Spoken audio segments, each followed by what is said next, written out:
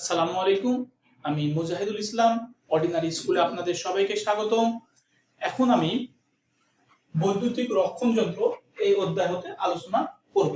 তো বৈদ্যুতিক রক্ষণ যন্ত্র কেন ব্যবহার করা হয় একটা বৈদ্যুতিক সার্কিটে? একটা বৈদ্যুতিক সার্কিটে মাত্রা অতিরিক্ত বিদ্যুৎ সরবরাহ হলে ওই বৈদ্যুতিক সার্কিটটি নষ্ট হয়ে যায় বা পুড়ে যায় বা নষ্ট হতে পারে বা পুড়ে যেতে পারে। একটা বৈদ্যুতিক সার্কিটকে নষ্ট হওয়ার হাত থেকে বাঁচানোর জন্যই মূলত বৈদ্যুতিক রক্ষণ যন্ত্র ব্যবহার করা হয়। এই বৈদ্যুতিক রক্ষণ যন্ত্র প্রহরী হিসেবে কাজ করে, অর্থাৎ তারা বৈদ্যুতিক সার্কিটটাকে পাহারা দেয় বা রক্ষা করার কাজে নিয়োজিত থাকে। তো বৈদ্যুতিক রক্ষণ যন্ত্র অনেকগুলো প্রকারভেদ রয়েছে। দেখি যদি আমরা প্রকারভেদটা, আমাদের রক্ষণ যন্ত্র মূলত দুই প্রকার, একটা হচ্ছে ফিউজ আর একটা হচ্ছে সার্কিট ব্রেকার। তো ফিউজ মূলত কাজ করে, ফিউজে হচ্ছে এক ধরনের তার লাগানো থাকে, তারটা গলে যে অর্থাৎ অতিরিক্ত বিদ্যুৎ সরবরাহের জন্য তারটা গলে যে সরবরাহটাকে বিচ্ছিন্ন করে দিয়ে ফিউজ কাজ করে।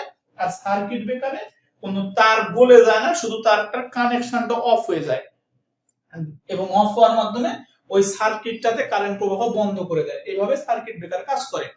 তো রক্ষণ যন্ত্র কেন ব্যবহার করছি আমরা? একটা বৈদ্যুতিক সার্কিটকে অতিরিক্ত বিদ্যুৎ প্রবাহ হতে রক্ষা করার জন্য। তো একটা বৈদ্যুতিক সার্কিটে কেন অতিরিক্ত বিদ্যুৎ প্রবাহিত হবে সেই বিষয়টি আগে আমরা জানবো। তো একটা বৈদ্যুতিক সার্কিটে দুইটা কারণে অতিরিক্ত বিদ্যুৎ প্রবাহিত হতে পারে। একটা হচ্ছে যদি সার্কিটটা শর্ট সার্কিট হয়ে যায়, আর দুই নাম্বার হচ্ছে লোড যদি বেশি হয়ে যায় বা ওভারলোডের কারণে। তো কখন শর্ট সার্কিট হয়?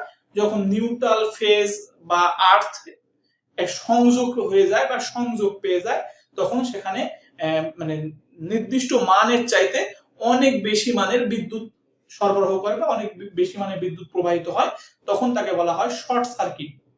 আর যদি আমার একটা বাড়িতে বা একটা কারখানা ডিজাইন করার টাইমে আমি যদি মাত্রা অতিরিক্ত লোড ব্যবহার করি, তাহলে তাকে বলা হয় ওভারলোড। আর ওভারলোডের জন্য অনেক সময় অতিরিক্ত কারেন্ট প্রবাহিত হয়।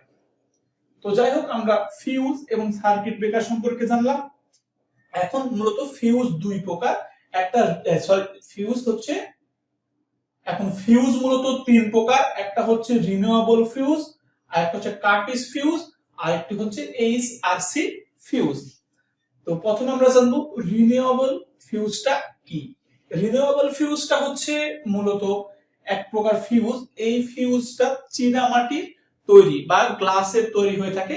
এর মধ্য দিয়ে তারের সংযোগ দেওয়া থাকে এবং এই তারটা বিচ্ছিন্ন হওয়ার মাধ্যমে এই ফিউজটা কাজ করে। দুই নম্বরে জানবো আমরা কার্টিস ফিউজ। কার্টিস ফিউজটা মূলত চীনামাটির তৈরি এবং এর কারেন্ট বহন ক্ষমতা বা কারেন্টের নিয়ন্ত্রণ করার ক্ষমতা 1 অ্যাম্পিয়ার থেকে 300 অ্যাম্পিয়ারের মধ্যে, এবং এটাও মূলত চীনামাটি এবং কাঁচের তৈরি। আর তিন নম্বরটা হচ্ছে এইচআরসি ফিউজ। এটা হচ্ছে অধিক ক্ষমতা সম্পন্ন ফিউজ বা বেশি লোড নিতে পারে এরকম লোড নেওয়ার সক্ষমতা আছে এই ফিউজটা।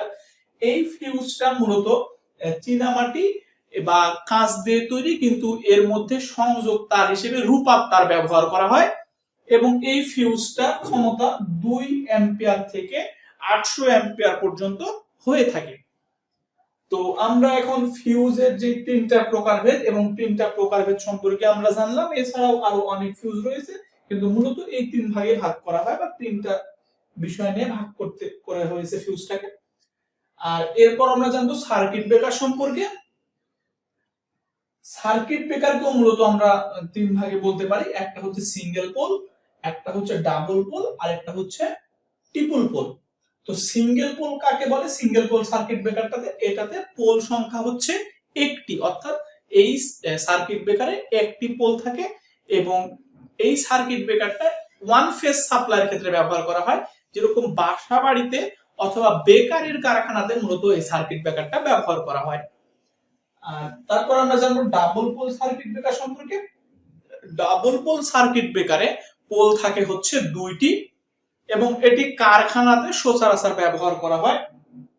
এরপর triple pole. Triple pole circuit ব্রেকারের পোল সংখ্যা হচ্ছে তিনটি এবং যেখানে থ্রি ফেজ সাপ্লাই দেওয়া হয় সেখানেই মূলত হচ্ছে ট্রিপল পোল সার্কিট ব্রেকারটা ব্যবহার করা হয়। তো আমরা যে 2 নম্বরে বললাম ডাবল পোল সার্কিট ব্রেকারটা, ডাবল পোল সার্কিট ব্রেকারে দুইটি পোল থাকে এবং একটার সাথে নিউট্রাল এবং একটার সাথে ফেজের সংযোগ দেওয়া হয়। আচ্ছা, তো আমরা সার্কিট ব্রেকার সম্পর্কে মোটামুটি ধারণা লাভ করলাম। এখন আমরা দেখব যে সার্কিট ব্রেকার কিন্তু আবার গঠন অনুসারে দুই প্রকার। একটা হচ্ছে এমসিবি মানে মিনিয়েচার সার্কিট ব্রেকার, আর একটা হচ্ছে এমসিসিবি অর্থাৎ মোল্ডেড কেস সার্কিট ব্রেকার। তো মিনিয়েচার সার্কিট ব্রেকার কি? এটা মূলত ছোট পরিধিতে কাজ করার জন্য মিনিয়েচার সার্কিট ব্রেকারটা ব্যবহার করা হয়। বর্তমানে বাসা বাড়িতে বহুল ব্যবহৃত সার্কিট ব্রেকারটা হচ্ছে মিনিয়েচার সার্কিট ব্রেকার, যে মাত্রা অতিরিক্ত কারেন্ট যদি আমার বাড়িতে প্রবাহিত হয় তাহলে অটোমেটিক ভাবে মিনিয়েচার সার্কিট ব্রেকারটা কারেন্ট প্রবাহের পথটাকে অফ করে দেয় এবং এর বিভিন্ন মান রয়েছে, আমাদের প্রয়োজন অনুযায়ী নির্দিষ্ট মানের সার্কিট ব্রেকারকে আমরা বাসাতে সংযোগ করব।